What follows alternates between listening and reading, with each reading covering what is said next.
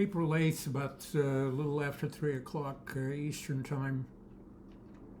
As the deal stands now, and to the extent that I understand it, because it's very fluid depending on who's portraying the deal, but as I understand it, the deal now has established that Iran is the decisive authority in in the Strait of Hormuz.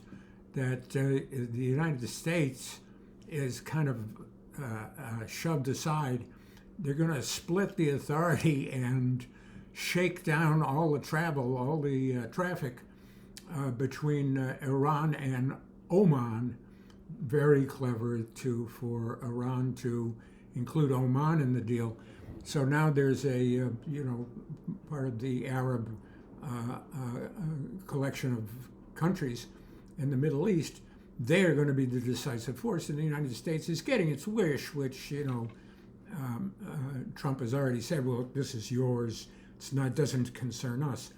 So the net result of this devastating attack on Iran is that it's now established that Iran is the decisive power in this, holds the control, and will further commoditize even more than the regular traffic by being the gatekeeper and the toll taker, which is what the United States wanted to do with NATO. It's it's the mob boss mentality, which is going to shake them down for a protection racket.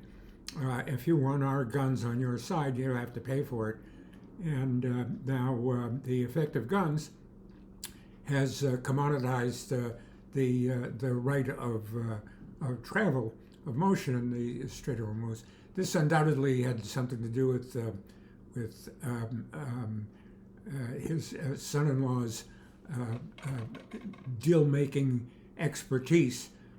The one who cut the deal for 666 Fifth Avenue, Jared Kushner. I think it was $1 billion loss on it. It was a notoriously bad deal, but he just had to have it, had to own 666, prophetic number two, 666 Fifth Avenue. You can't write this stuff up. And a tremendous loss that the Saudi Arabians bail out Kushner for a $2 billion loan, and he's back for more.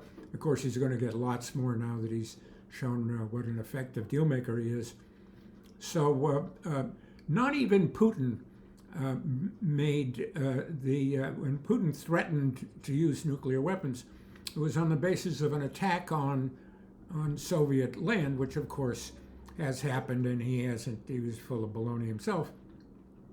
So now, as Trump's mentor, Trump is trying the same thing, which, if you recall, with North Korea was the force and fury and we're going to tell little rocket man and all the insults and so forth.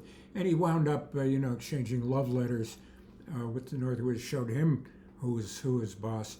So now he's showing who the Middle East is boss, and he wants to imply that we're going to have genocide. We're going to wipe out the entire Persian population, 90 million people, within 4 hours. How are you going to do it except nuclear weapons? So he's implying nuclear. This is the responsible control of nuclear weapons that we can't give to Iran because they're madmen. They're religious zealots. They don't know how to handle nuclear weapons. They're going to use it irresponsibly. But the United States, who nobody should be afraid of, we're all reasonable people.